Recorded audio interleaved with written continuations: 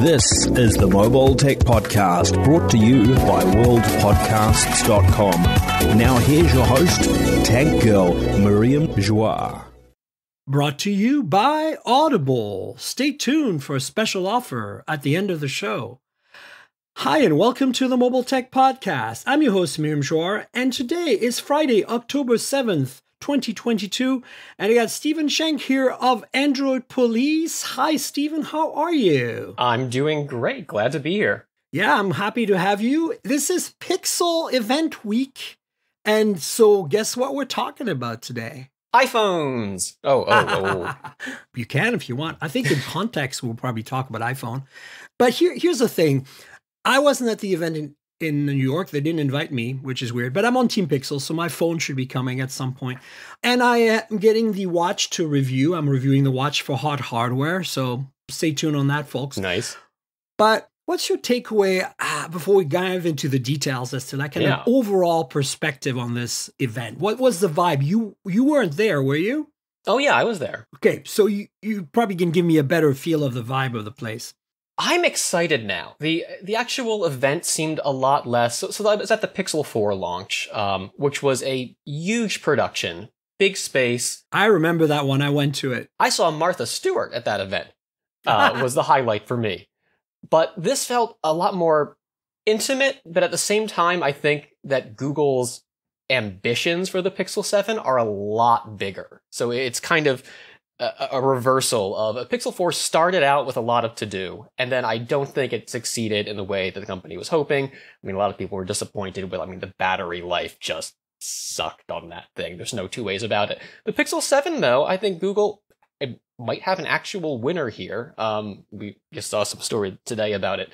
Supposedly ramping up production orders, planning to sell double the devices it did last year. I don't know if that's realistic or not, but the company's excited, and I think that came across with the announcement yesterday. And just bringing the watch in and the tablet, it feels like you can really dive into that whole Google ecosystem now in like an Apple kind of way. Bathe yourself in all things Google. But at the same time as I want to be optimistic and feel that I agree with you, part of me is being super jaded and says, we've seen this over and over again. Well, I still don't think that Google is serious about hardware. I think that they're trying to be. I think Rick Osterloh and his team are trying to push in that direction.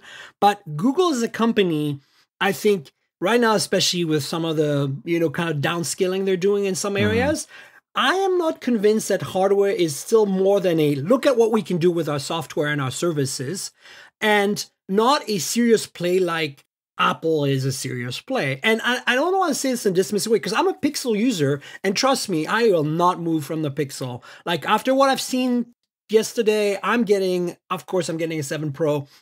No doubt about it. I got a 6 Pro, and despite some deficiencies, I still absolutely love it. I'm looking forward to finally having a smartwatch that fully integrates with my life, my Google life. So reviewing that's going to be awesome.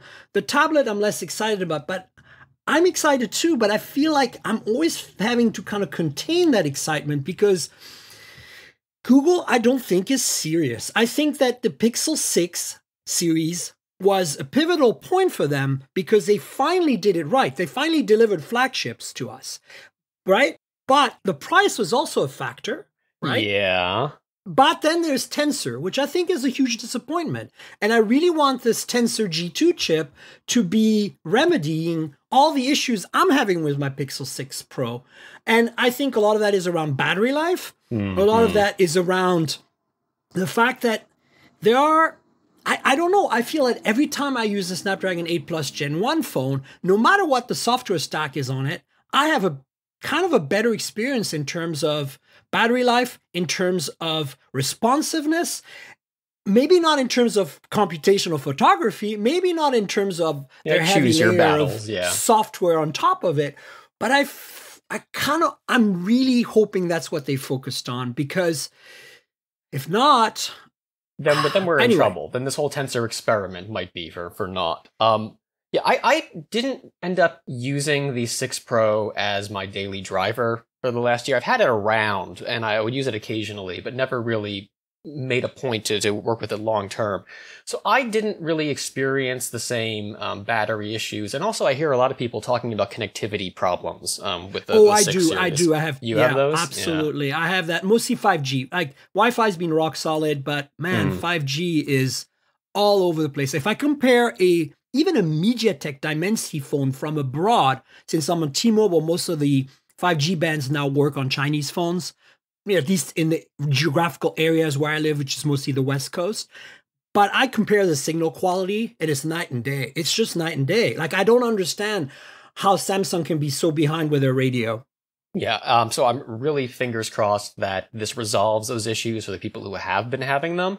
But yeah, I never really dove into the whole Pixel 6 experience. So I've already moved my SIM over. I am going just full immersion in the Pixel 7 and the Pixel Watch, and I'm ready for Google to convince me that this is what I've been missing out on. For the past year, I've been doing Samsung. I was wearing the Watch 4, carrying an older Note 20, but I've been away from Pixel, and I'm curious if coming back will convince me that Google's making the right decisions here. It's interesting what you said about feeling still like this is Google using this as a chance to show off what it can do in software.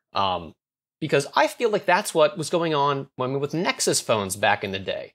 And the direction the whole reason we had the rebranding with Pixel was Google trying to, admittedly, I don't think it tried hard enough for all the generations so far, to make an Apple out of itself, to make this the commercially viable product. But this year is tricky. We have a lot of distrust of you can just look at what happened with Stadia. People see a big Google hardware project just go up in smoke overnight with little warning. And yeah, the company's trying to reassure us that if you invest in it, it will stick with you. It's giving us these 5 years of updates now. It's showing us that it doesn't want Samsung to be leading the pack, and that's a long time to be waiting to see if it delivers. I surely expect Google to. It's been pretty good with doing its software support for phones that technically didn't need it anymore. The Pixel 4 just got its last update in October here. Yeah. I wouldn't be surprised if it gets another one like it's done, it comes back a few months later. It's done with the Pixel 3, I think. Got one like 4 or 5 months after the last one. To give some, like a roundup and if there are any big serious problems. So I have faith that Google not just will deliver on its promise, but maybe also even a little more than that. But I don't know that shoppers at large will have the faith in the company, because it hasn't really had the opportunity to prove itself, or when it has had the opportunity, it's neglected to. Yeah, and I think that's a whole different discussion, obviously. Yeah. Is it delivering what we want, and then is it actually going to be successful commercially with that delivery? I think it's delivering what we want since the 6 series. I felt like the 5 was a good phone, and all the A's have always been great phones for their money, including the 6A currently, in my opinion. But I feel like the 5 delivered a solid thing, but it was a mid-range thing. That's not what we were expecting from Google. We knew they could do better. So the 6 remedied that. And of course, it's tough. Considering they introduced a new chipset, relatively, it's an Exynos modified. It's still a new chipset. And for them, it means a whole code base had to be optimized for this new chipset. That's a big ask, and congrats for them doing it. But then again, at the same time, the jaded me says, well, they have billions of dollars. Of course they should pull this off, right? Right. How does Google fail at anything? Right, exactly. But the thing is, so I'm very content since the Pixel 6 last year that Google gets it. They know how to make a flagship now. In fact, they're beating the competition at making a flagship in terms of price. They're still making metal and glass devices when half the people are going to plastic frame rails and plastic backs and whatever. These BS, feel right? so good. I'm sorry, guys, but I do use my phones in a case because I'm a little accident prone, but I understand that for me, having these high quality materials comes hand in hand with a flagship experience. I'm sorry. If you don't feel that way, go buy OnePlus 10T. Great phone, plastic frame, okay? Great phone. But to me, this is the thing. This is why I love the Pixel 6 and now, of course, by association, it's an evolution of it, the 7, is that if you look at this hardware, there's zero compromises made. In fact, they've made the phone thinner, right? And lighter in some cases. And with the 7 series now, from what I saw on the spec sheets. And I'm like, okay, I didn't even need that. That's like a bonus now. The prices haven't changed. With this in this economy, is kind of unbelievable. Yeah, everything's going up this year, right? But $899 for the specs on the Pixel 7 Pro is unreal compared to the competition. In $599, are you kidding me? That is the value here. I mean, look, they are doing it right in terms of hardware. They're nailing it. The only question mark is the Tensor G2. Will it improve on radio performance and battery life efficiency? I don't think it'll ever reach Snapdragon levels, but I want it to at least come close to Dimensity levels, right? Yeah, I don't want to be disappointed. If it's fine, then that'll be fine. And I think performance-wise, it's been fine. It's just these areas where we've been let down that we need to see some progress with the second generation. And so, I want to celebrate the fact that this hardware is tops. Like, if you look at it, the Pixel 7 now has less bezels, a slightly smaller screen, granted, but that doesn't matter. I think the bezel look was honestly, I didn't have any issue on the 6. I don't care. Yeah, that's fine. A lot of people felt that, that could be improved. And look, Google went ahead and improved that. They didn't have to. I really honestly thought the 7 would just be, like, in terms of hardware, the way I thought of these 2 new phones before they were coming out was, these are Pixel 6 and 6 Pro with minor tweaks and a new Tensor chip. And hopefully the price stays the same. And we got even more than that. We got thinner phones. We got less bezel on the 7. We got a new ultra-wide sensor on the 7 Pro that has autofocus and lets you do macro photography. Like, who asked for that? I've been doing my macro shots on my 6 Pro by using the telephoto and pulling back, and it works great.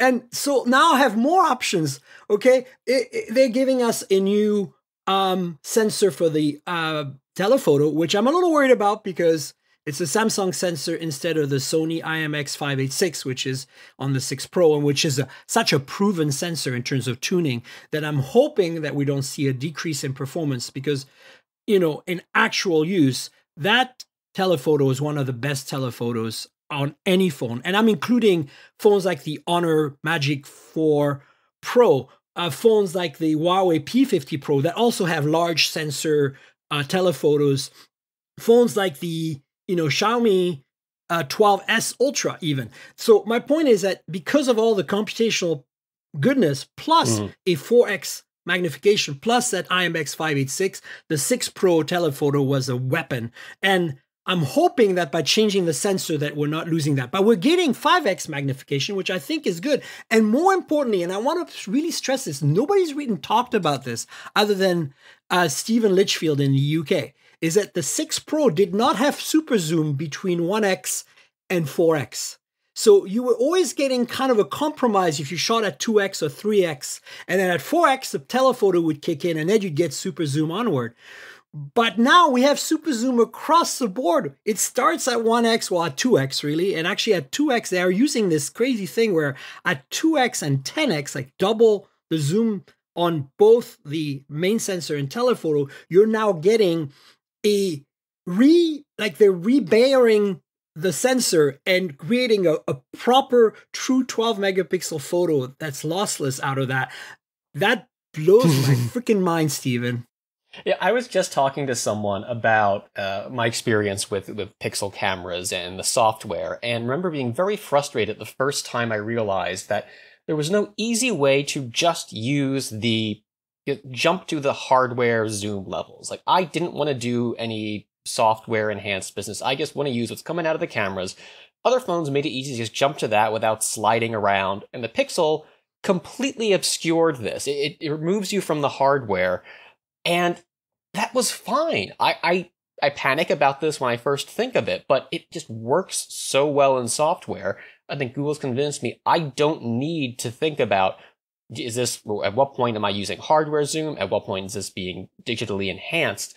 It's so smooth that, and it just works so well that, I mean, Google's made a convert out of me. I don't even think twice now, just sliding along, zoom as far as I can go, get all the detail I can before, eventually becomes untenable. But I'm so excited to see what the Pixel 7 Pro can do. I mean, this was the demos at Google's event. I didn't get much time to try the camera out hands-on during their demos, but I don't think there's any chance here that this fails. This is just... No, I'm pretty confident we're going to be okay. It's going to be great. I want to share a quick anecdote with the audience, because anecdotes, and maybe you have an anecdote about using the Pixel 6 Pro camera, since you haven't really dug into the 7 Pro yet. I, yesterday, decided not to deal with Pixel and the event and whatever else, since you just noped out.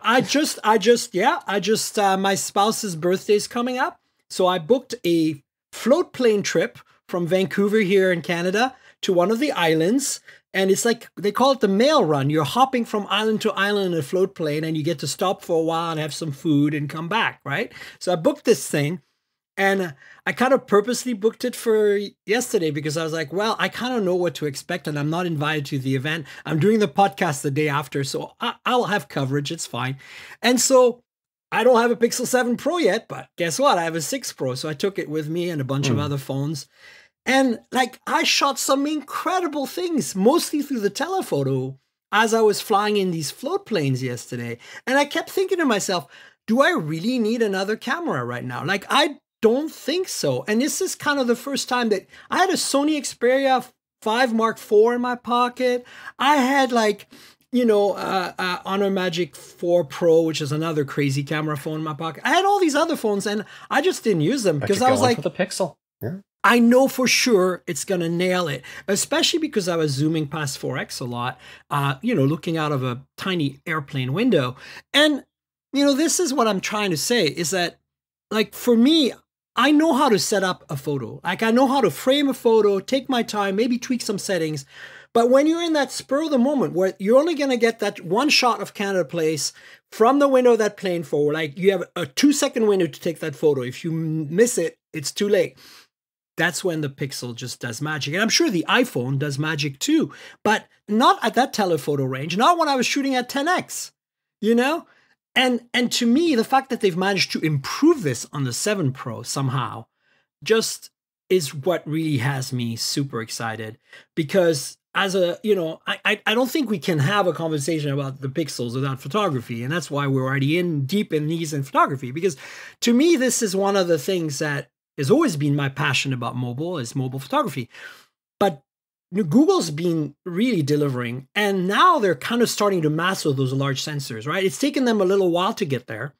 And I want to see what they do maybe next year with a large resolution ultra wide, because that's the next step, right?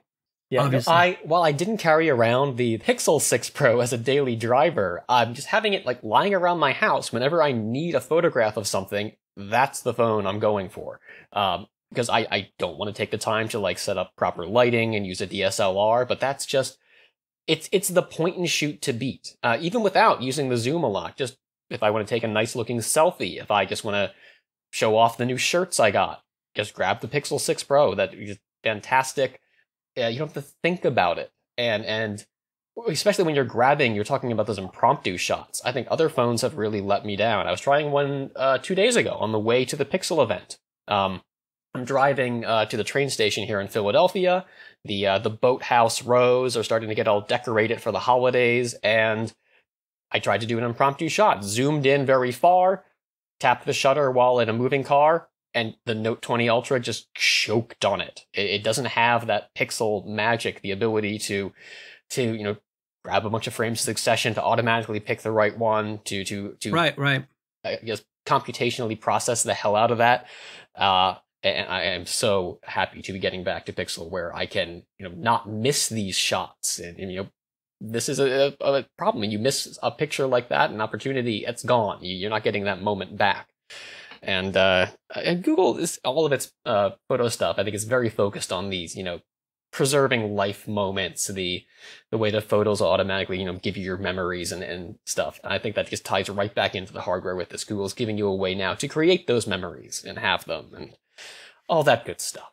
Yeah, and so we also should note that the Pixel 7 is getting the same front-facing camera as the Pixel 7 Pro, which is a slightly wider lens, which is good. Also, the ultra-wide at least on the 7 Pro, is wider now, which is one of the reasons I still use the Galaxy S22 Ultra for some product photography. So I do all my product photography with the 6 Pro, right? The Pixel 6 Pro, because as you said, I don't want to have to pull out DSLR. It uploads to Google Photos, low light, it handles just fine. Yeah. Now it has, the main sensor now has such a creamy bokeh that I shoot at 2x usually.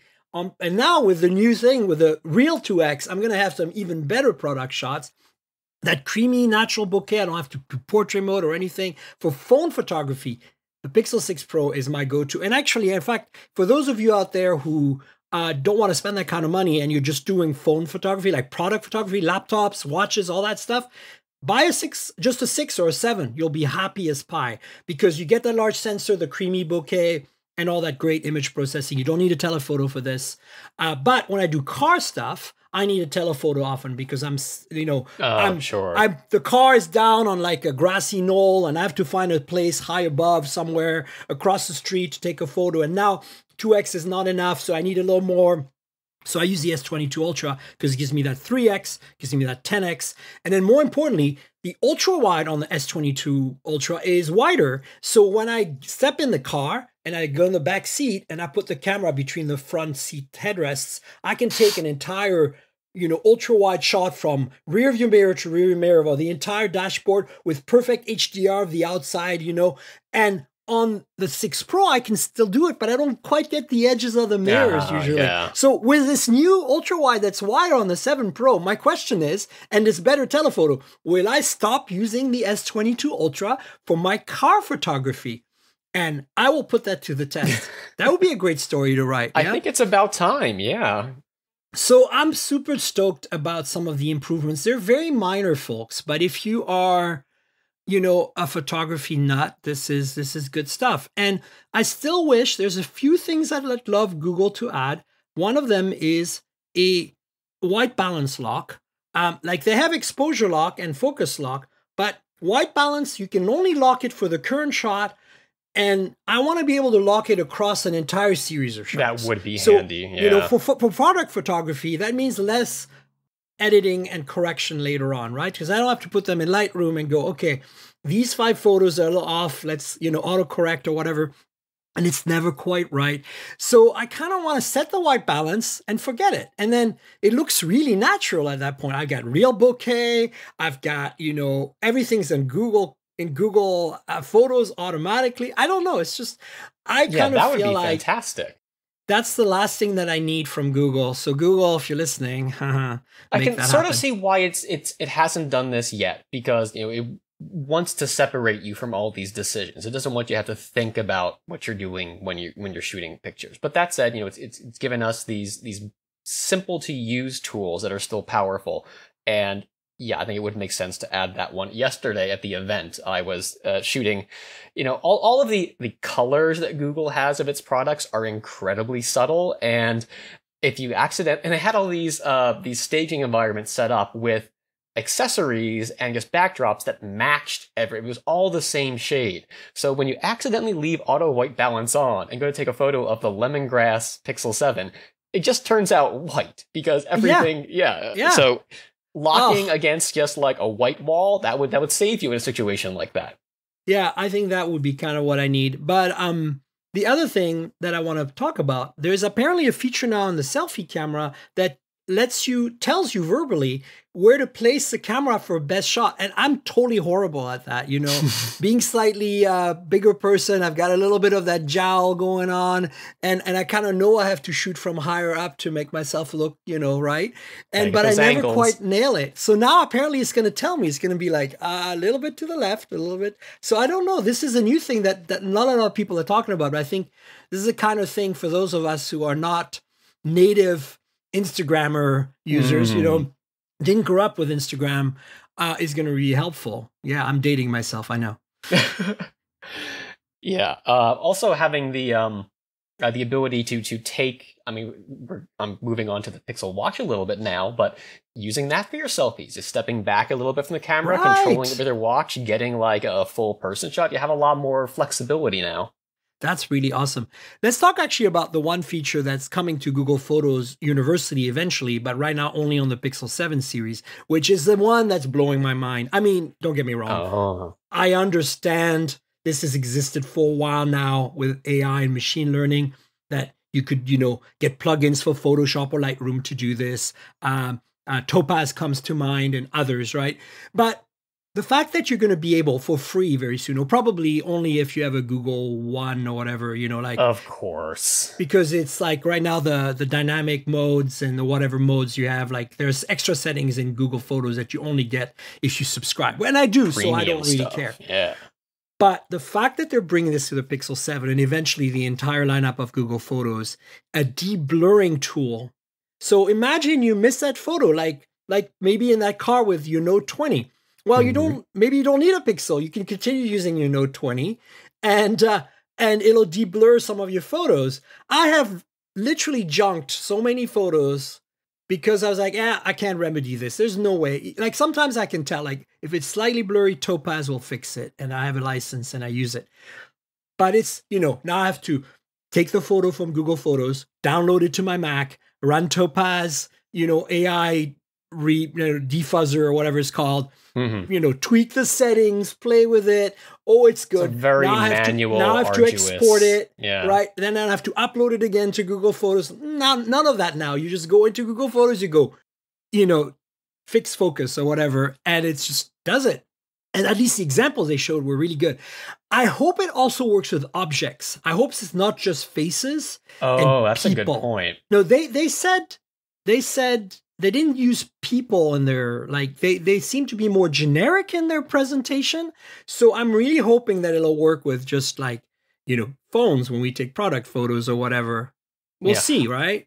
I remember, I think the first time I saw something like this, Adobe was doing a presentation. This is, I don't know, maybe 10 years ago almost. I remember that, yeah. Yeah, and they show their modeling, computing the way that the lens moved while the shutter was open, and then extrapolating from that how that would have affected the image and working backwards to get the original. How Google actually does this, I mean, it feels like magic.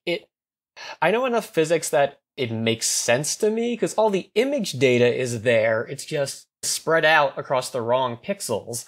But the amount of computational processing you need to work backwards just from that to the original is mind blowing. So I'm sure there's a lot of, AI guesstimates going on here. It's not trying to like pixel by pixel accurately recreate the original. But from the examples we've seen, it's extremely impressive. I'm sure when we start throwing things at it, like we did with Magic Eraser, people will find some very hilarious examples of it going wrong. I'm really curious how it works with, if you have a photo with intentional bokeh, will it, try to restore that as well to like over sharpen your background? I think there's enough of a pattern there that the AI can detect the pattern because, bokeh is essentially like mimics the shape of the lens. Like if you that's why Leica bokeh is so sought after, because their lenses are shaped in such a way that the shape of the bokeh, the blobs, is very unique to Leica, right? So there's a shape to the blob, and I think they can detect that.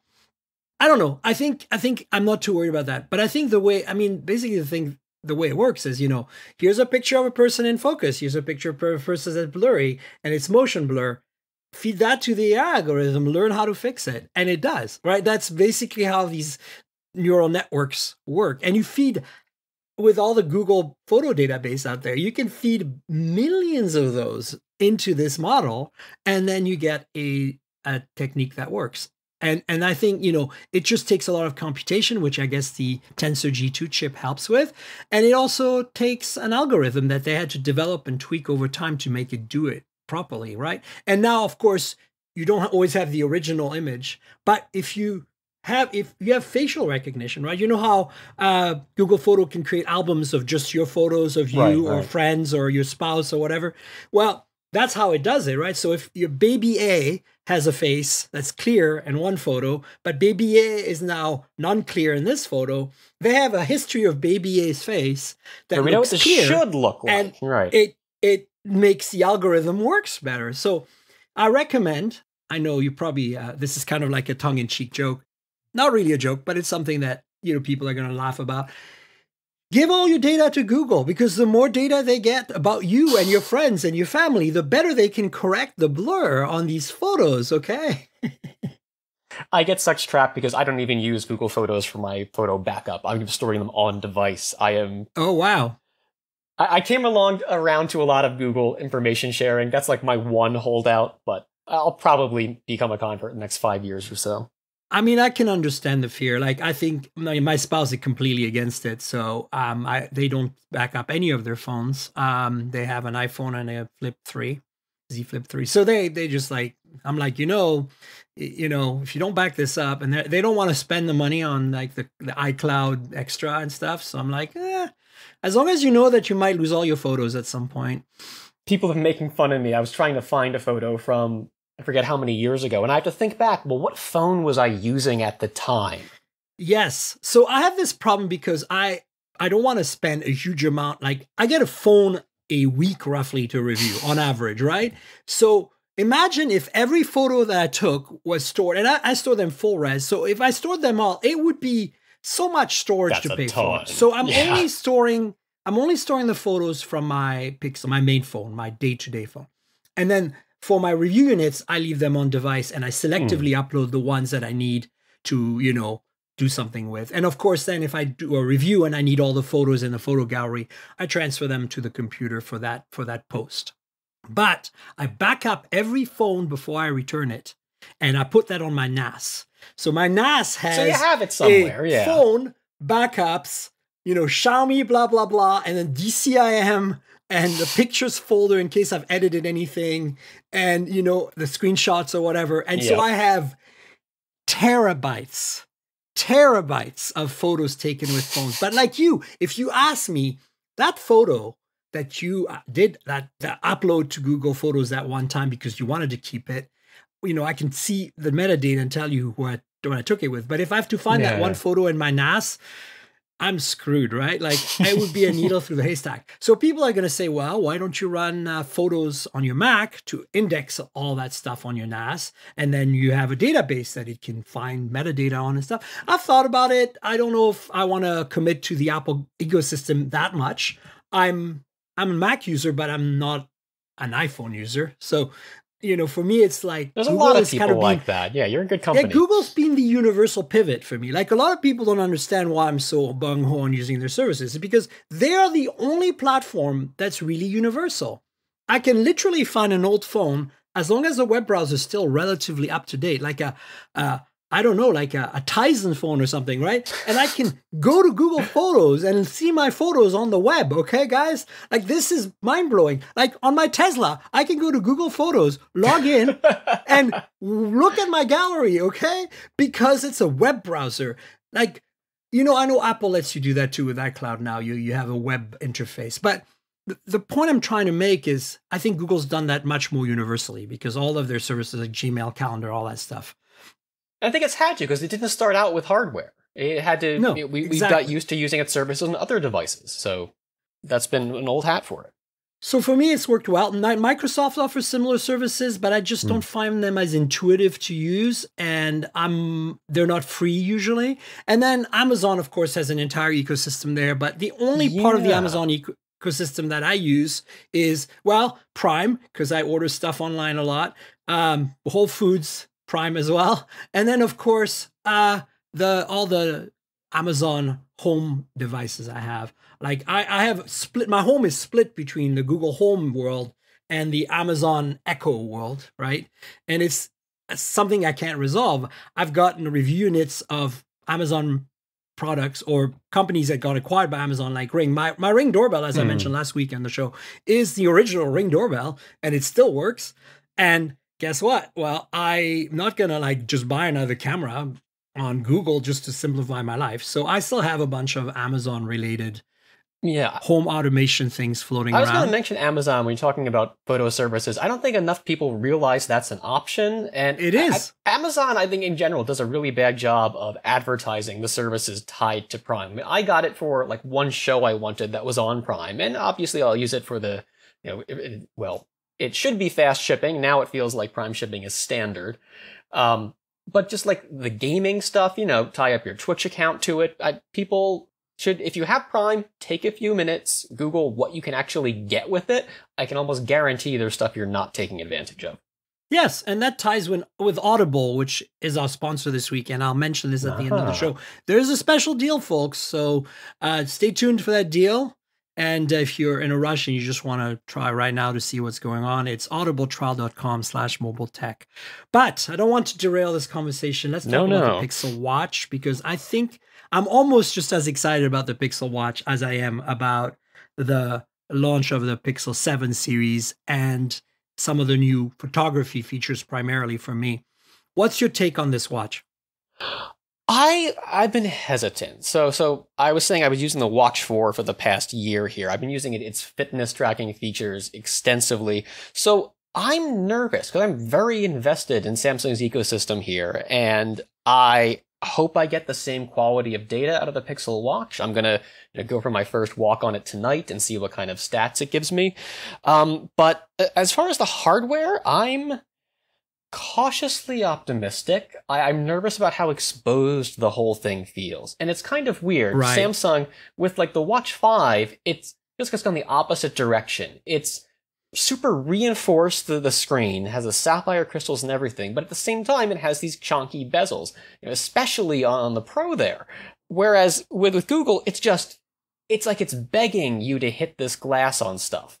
And I'm sure, the company's designed this well. It's using Gorilla Glass, and I'm sure it's very resistant, but the second there's that first imperfection on a watch, it's the only thing I'm going to be able to see. So I'm really curious how long until I hate this, because it reminds me of my clumsiness. So I have an Honor Watch here, and you're probably not going to be able to see. There's a scratch on it. It is Gorilla Glass as well. And as you can see, it's not as pronounced of a curve on the edges as the Pixel Watch, but it's still one of those very 2.5D glass. And I love this watch. It's great. But I've scratched it, and it's a bummer because, you can see it and it's there. And next time I hit it on something, it's a weak spot in the glass now. And, I didn't try. It just, I think at some point I scraped against some rock or something, as one does in everyday life with a watch. And I've never been more aware of doorknobs than I am when I'm wearing a smartwatch. I never think about doorknobs, but they're just trying to kill me. It's awful. But for me, it's like I have this tendency to walk near walls. I don't know what it is. And then I scrape things on concrete or whatever. Oh, yeah. And so sapphire is a solution there. Like, I've worn a number of Huawei watches that had sapphire glass and absolutely zero wear and tear on these. I wore them for a year and a half, 2 years, nothing. Like, that's why when I hear Gorilla, I'm like, it might not shatter, but it will scratch. That's the thing about Gorilla. You can't do I've never seen, correct me if I'm wrong here, anyone doing sort of curved glass with sapphire. I think some of the high end, like, $10,000. Maybe it gets prohibitively expensive to Swiss watches. Yeah, I'm pretty sure you can do something. Okay. But the point I'm making is that, I'm very, looking at this design, I'm well aware of like, this could be a challenge, right? But at the same time, you know what? I'm going to be wearing it to review it for a few days, and I'm definitely going to not like pull any punches in using it. So let's see how it holds up. I'm not particularly rough on my watches, but this beautiful Honor watch that I've only worn for 3 or 4 months now has already got a scratch. The OnePlus watch that I wore initially for a month during my review period and then put aside, and then a year later wore again for 3 or 4 months after all the software updates and they fixed everything and it was actually a better experience. That one has zero scratch on it. And it's the same kind of 2.5D exposed glass, knock on wood. But my point is that, those of you who don't get these devices to review for free, like, that's an investment, $350. You don't want to damage that, right? And we've seen like some, little stick-on, I don't want to call them cases because it feels like the wrong word here, but like protective covers for the bezel. Bezels. Yeah. I don't love the look of anything I've seen so far, but no. But I have to say, my spouse is a little more rough and tumble than me. He has an Apple Watch SE, and there is definitely a lot of kind of scuff marks on the edgy 2.5D part. but the main part is pretty clean still. Okay, so and everything works. And it's not something that you notice obviously, right? Like you have to actually like grab their wrist and hold it still and look at the watch to go like, oh, you've got some scuff marks. If you saw them walking down the street or even tapping to pay with their watch at the coffee shop, you wouldn't notice any imperfections. That's fair. I think with watches, I notice imperfections the most when they're on metal more than glass because it catches the light usually. But I think with the Pixel watch, the biggest thing Google has to do to convince people on isn't durability, but battery life. Everyone seems really concerned because it's so small, and I love how compact it is, but are we going to get through a full day is what a lot of people are worried about.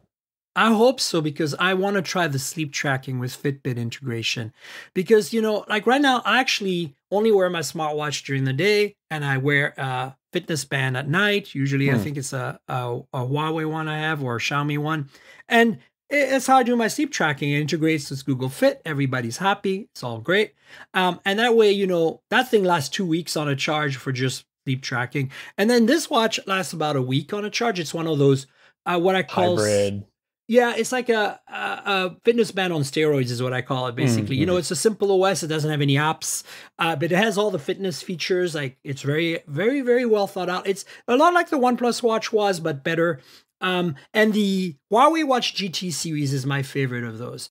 They run 2 weeks on a charge, literally, like with always on display, because they're like running this super lightweight real-time OS and super efficient processor with a massive like 400 milliamp hour battery or 500 milliamp hour battery because they're big looking watches.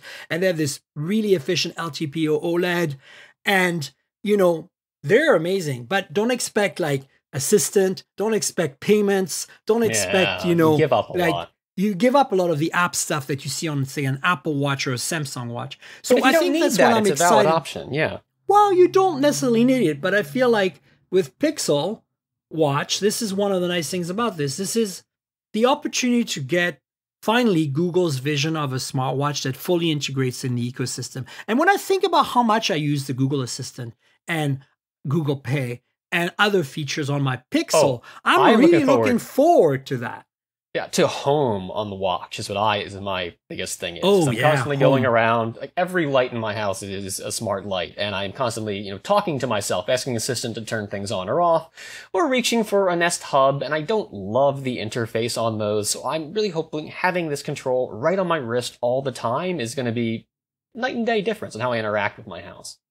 I'm curious, you were talking about being very interested in being able to get sleep data, and I think Google's been making a point of emphasizing this. We had with the second gen hub doing its contactless sleep tracking, and now with the Pixel Watch.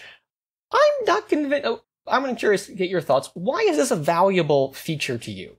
I struggle to find. I was curious about the snore tracking. Samsung was doing that just to know if I was still snoring or not, but. Is this useful information? You can go to bed earlier, but I feel like people who know they're not getting good sleep are already aware of this. You would be surprised at how sometimes you sleep and you think you didn't sleep well, but you actually slept better than you thought. Or sometimes the other way around. You wake up, you feel pretty refreshed, and then you check the day and you're like, oh, yeah, okay. And then later on it hits you. You get that nap feel. For me, I'll show you for the folks watching, the Patreon people who are watching the video version of this podcast, which is one of the things you can pay for, folks. I'm just going to show you folks real quickly what it looks like if this doesn't blur out my phone. But basically, it's blurring out my phone, but completely vanished. Here, you can kind of see some data here, okay?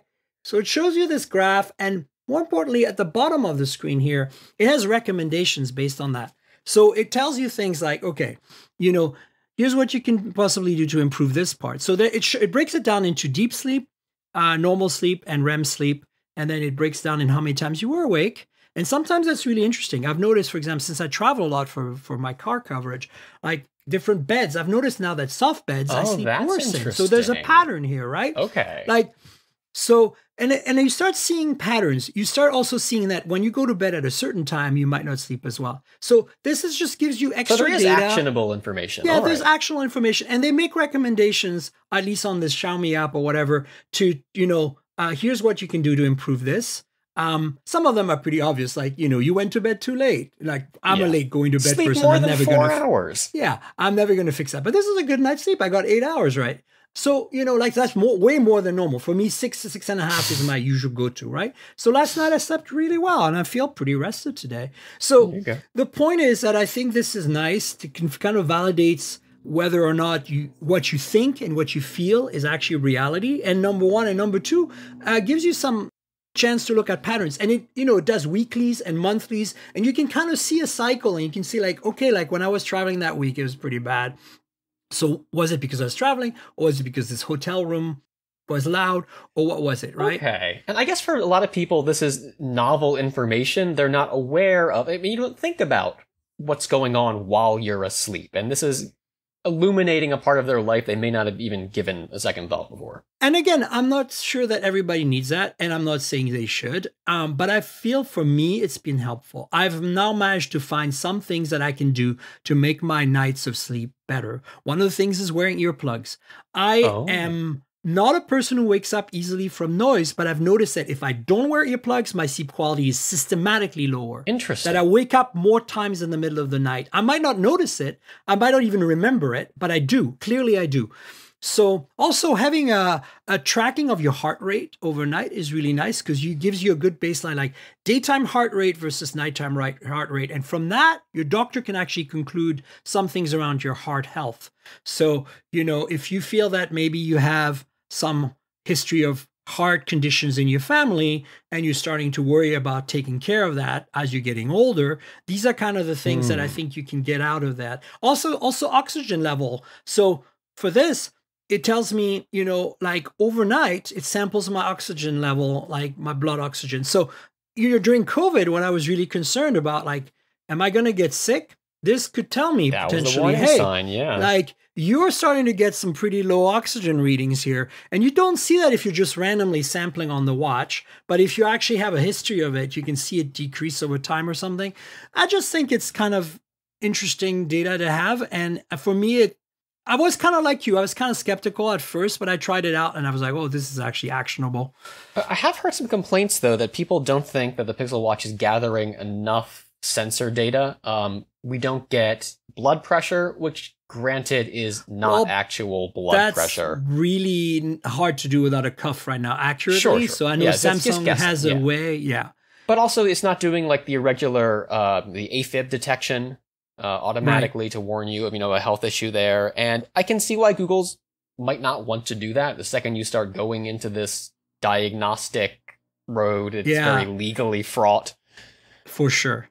But I do have Fitbit history of Fitbit having these relationships with the FDA and stuff. So I think it's more about battery life and finding a balance in terms of functionality they feel they can deliver in a consistent, proper way. And a lot of features are going to be added later. They've already talked about that. The hardware is there, which is great. Again, if this can meet the battery life, I don't expect to sleep with this thing. I'll test it just to make sure the algorithm works. But for those of you who, essentially Apple Watch users, you shower in the morning, put your watch on the charger while you shower for 15, 20 minutes, half an hour while you get ready in the morning, your watch charges, then you're good for the rest of the day. I think that's kind of the use that most Pixel users are going to have, and they might not wear it at night. I personally don't like wearing something this big at night. It's like, that's why the fitness band is such a light, it's just tiny little thing, right? So also if you're sleeping with your spouse, you don't want to hit them in the face with a watch. It hurts a lot less when it's just the palm of your hand.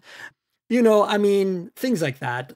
So I feel like for that intent, I think this is why I'm looking forward kind of more to the ecosystem play and the way, like for me, it's going to be Google Pay and it's going to be home automation and it's going to be the assistant on my hand. Like that's what I really am looking forward to the most right now. Yeah. Because I've purposely picked these long battery life dumb watches, because all I wanted was notifications and really good step tracking, blood oxygen, heart rate, and all that other stuff. So that's kind of what I was focusing on. And it gives me that. And it gives me that with battery life to die for, right? But if I start adding apps and real functionality like an Apple Watch, I want my Google ecosystem. And that's what, so far, Android Wear has not delivered in a consistent and exciting and solid and make me happy way. Right? Yeah, for all the years we've had Android smartwatches, I don't think there's never been a killer app. No one's really made a case for this is software that you need on your wrist. It's going to change the way you go about your day-to-day life. Instead, it's just been these like plumped up versions of fitness band features, more elaborate tracking, more data, better sensor information. But there hasn't been that like, this is why you need this to be smart. This is your phone shrunken down on your wrist. I don't know that I've seen that software yet from Google, but if we're going to, this is the year that it's going to happen. Now Google has motivation, I think, to finally invest in smartwatch software in a way that it hasn't over the past decade. This could be the beginning. And I think for Apple, the Apple Watch Ultra is it. It's really the shrunken down iPhone. From a few people I've talked to who are hardcore Apple Watch users and now have an Ultra, they're saying, yeah, I leave my phone a lot more now. Just that extra real estate lets me actually do more actionable things on my watch than before. Even though I could do them, they weren't very pleasant. And now I've got a little more room to do them. And I feel like more compelled to do them. So. And better battery life helps too, right? Because you just spend more time with the screen on, your battery life is going to go down, right? Sure. So, to me, this is exciting. I'm hoping that it can deliver. I would love longer battery life, but, you're getting some pretty exciting functionality here. When I see, like, say, my spouse and how they use their watch, payments, talking to Siri all the time. These are things I can't do with this Honor Watch. And it's kind of a bummer. And I'm really looking forward to being able to do that, but with Google, Yeah, payments is a big thing. When you don't need to have your phone on you being out and about, I think that's just so freeing. It's one less thing to worry about. And now that I can, if I just impromptu, I feel like picking something up at the store, I don't need to think, oh, did I remember to bring my wallet with me? I left my phone at home. It's not a problem. And that's exactly. It's incredible. And then you can even unlock your front lock or something, if you have like home integration. There you go. Yeah. Yeah. I mean, I don't have a smart lock because I live in an old Victorian in San Francisco and there's no way the door will ever line up. I always have to pull or push on the door to close the lock. I've had doors like that. So a smart lock would fail pretty much all the time. But let's talk quickly before we jump on to the other phones that came out this week. Talk about the tablet. Anything that stood out for you about this? Like, did they just kind of like wanted to remind us it existed? Or was there actually any information there that was new to us?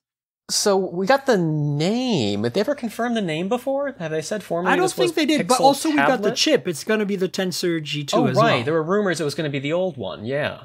So I don't know that that's necessarily a big deal. I mean, Google was talking about this is primarily a home device. This is people taking the tablet around their houses, putting it in their speaker dock, using it as a replacement for their Nest Hub. So I don't know that if it were to get the older processor, it would be a big deal. But it's great that it's going to be a modern device. I think the biggest question now, everyone's talking, what's pricing going to look on this thing? I've heard the number 400 thrown around as like a dream price. I would be really surprised if that happens. I feel like it'll be a little bit steeper. I guess it really comes down to the, what sort of functionality you get with the dock. Is this going to be like a wireless speaker you can use with other devices? Can your phone cast to it? I mean, there's a lot up in the air still. And I can tell why Google's not giving us even close to a firm date on this. It feels like this is still very much a work in progress. So I'm curious when we actually get it. Yeah, I feel like what I'm excited about is that potentially using Google Photos on a bigger tablet that I know is superly optimized for Android and the Android 13 in particular. And like right now I use Google Photos sometimes to edit on a bigger screen with various Android tablet. I've got the new Redmi Pad, whatever, that just came out, and it's gorgeous and really affordable. And it basically is an iPad Pro copy, but at a cheaper price point. And it's Android and it's great. But, it's not Google's Android. It's not that seamless integration. And so I use that's kind of the only thing I see myself using the tablet for is Google photo editing with a bigger canvas to play with. I'm not convinced that Android tablets have any future. Everyone's got weird use cases for, like 2 people I've spoken to use their Android tablets in the same way. Thankfully, they exist and they're really cheap. So if that's all you're going to do with them, just buy them, right? Like maybe. Unless you want one of Samsung's ridiculous giant ones. Oh, yeah. No, they're cool. I mean, again, some people use those. I'm not sure how or why. But honestly, to me, I feel like the iPad ecosystem in terms of apps is so much superior that if you're going to have a tablet, probably should be an iPad. Like, I hate to say this as a Google user, but. Google's made progress, I think, on tablet apps. It's certainly talked about making that a priority. We've seen apps optimized for it over the past, I guess, over the summer, we had a few updates. But that said, I never really had an issue with the tablet apps not being optimized for it, because you still have access to them, and I don't know. I don't get hung up on UI things, I think, in the way a lot of people do. If it can get done, that's enough for me, even if it's ugly looking and the buttons are weird and we're not making the best use of screen real estate. But yeah, I mean, I'm getting nostalgia for my Nexus 9 here. Thinking earlier about our favorite. God, I love the size, the shape of that thing was my favorite. I think it was 3x2 or close to it, the screen. Just thinking about the aspect ratio of the tablet, I couldn't picture it of the Pixel tablet, whether it was 16:9, 16:10. It's widescreen, though, isn't it? It's widescreen. It's widescreen. Which is not ideal for me, but... Let's switch to gears and talk really briefly, because we got to wrap up about the Xiaomi phones this week and the Infinix, which kind of came out of nowhere. Which is the first Infinix phone that I'm like, I mean, I've been a big fan of their phones for a while, simply because of the value proposition. But this is finally entering mid-range territory in a serious way. So the Xiaomi's, there's the 12T series, which is, as you know, every year we get the Xiaomi numbered phone. It used to be Mi's numbered phone. And then we got the T series in the fall. It's kind of the TikTok cycle, right? And so this is now the Xiaomi 12T, and there's a 12T and a 12T Pro. Rapid firing through these real quick. Basically, the takeaway is you're getting a more affordable version and a Pro version, and neither of them have the Leica branding, because it turns out that the Leica branding is reserved to the Chinese only phones right now. But if you look at the spec sheet, they're very similar. They're both Snapdragon 8 Plus Gen 1, which is, I would say, the best chip on the market today. One is a 200 megapixel camera with OIS, which is the bigger Samsung sensor, the one that I believe is shared with the Moto, Edge 30 Ultra. And it's OIS, of course. And then it has, a beautiful OLED, which is 1220p, very interesting resolution. That is odd, yeah. Yeah, and Xiaomi, as the first time I think they've done a 1220p, because Honor and Huawei have done that resolution before. Of course, it's 120 hertz. It's bright. It has lots of RAM and storage, and it's fast storage and fast RAM. 5,000 milliamp hour battery, 120 watt fast charging. I don't think you get wireless charging on this one. And in terms of the rest of the cameras, it's nothing spectacular. You get a 20 megapixel in the front. You get an 8 megapixel, ultra wide, which is interesting. But apparently, you also get and this is disappointing, a 2 megapixel macro sticker cam, as I like to call it. Might as well not exist. Why even bother? Yeah.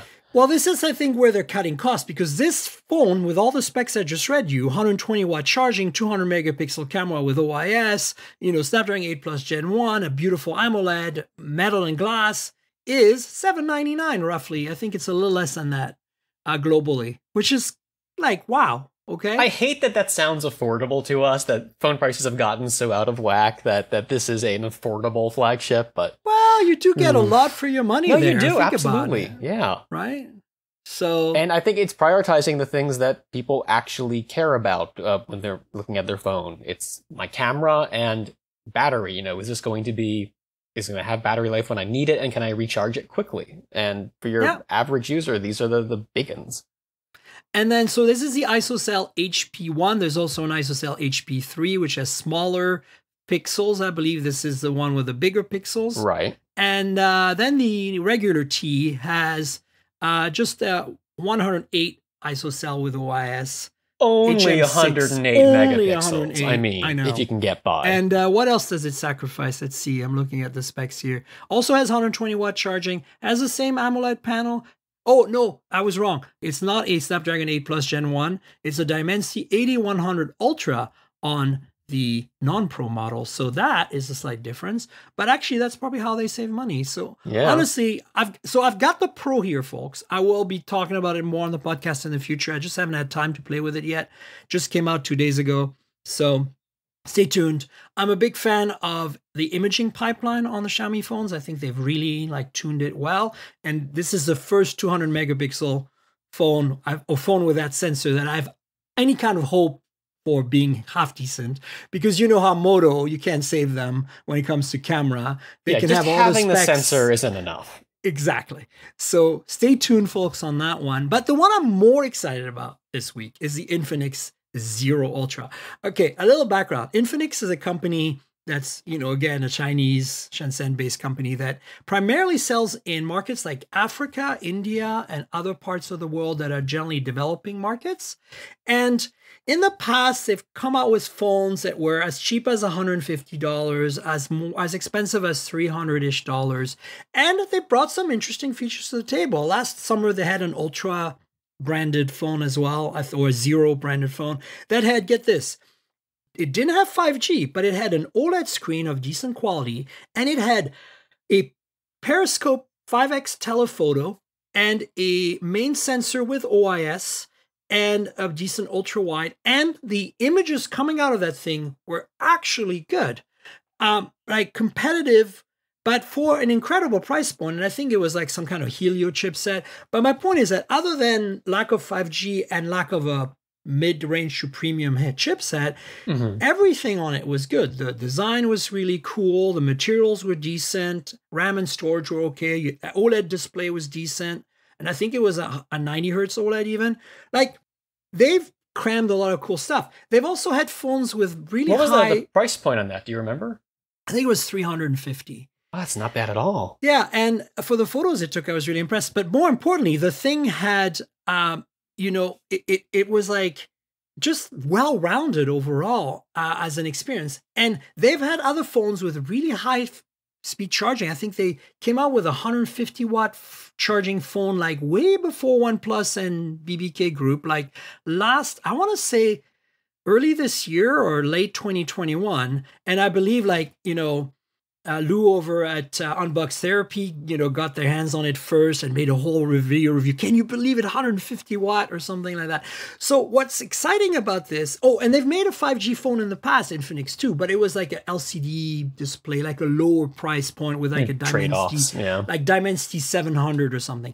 So this is the first time that we're seeing kind of the perfect kind of combo, in my opinion. We're getting an OLED panel. We're getting a Dimensity 920.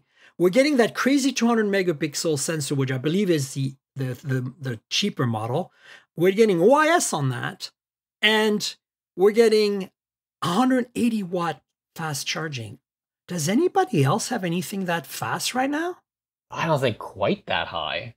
150 maybe? Yeah, 150 we've seen, like OnePlus 10T and some Realme phones. And then, of course, Xiaomi's done 120 watt pretty consistently for a while. And we've seen 240 watt announced, but this is the first time I'm seeing 180, I'm pretty sure. So 120 hertz display. It's got a bunch of other cameras, which I'm sure are not very exciting. But, I mean, the price point now, let's see. Don't forget the selfie cam. Oh, yeah. What about it? Sorry. Well, we have the 60 megapixel front facer. Oh, yeah. All right. And with OIS. With OIS, yeah. Oh my God, I completely missed that. Look at that. And the thing looks pretty decent, right? I mean, it's probably plastic, but I have it here, guys. Again, I haven't taken it out of the box yet because I've been so busy with Google this week. But overall, I'm pretty impressed with the specs. Now I'm trying to figure out what the pricing is on this because that's going to be the key, right? It's okay. $520 for the Ultra. Okay, so they're really, for them, this is their flagship. This is new territory, no doubt. In a market like Africa, $520 is going to be a baller kind of phone. But look at the specs you're getting. Isn't that really cool? Yeah, this makes a nice value proposition. Yeah. And so then, of course, there's also a lesser model. I'm not going to get into it. I'll link to Android Police story, folks, with all the details. But I'm mostly excited about this Ultra because I feel like, I don't know, I have a thing for value phones. I don't know how to explain it. Oh, no, me too.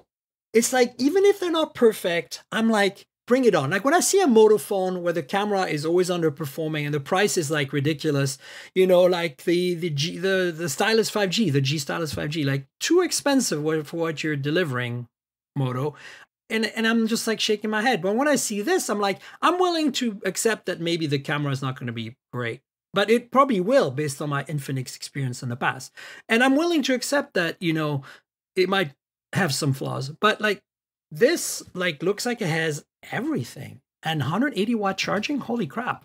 Yeah, there's not a lot of trade-offs here. Some people won't love the MediaTek chip, but I think if you're going to go with Snapdragon, you're going to pay for that. So this is making a lot of, I don't think, too big trade-offs, making some smart decisions about getting that economic balance.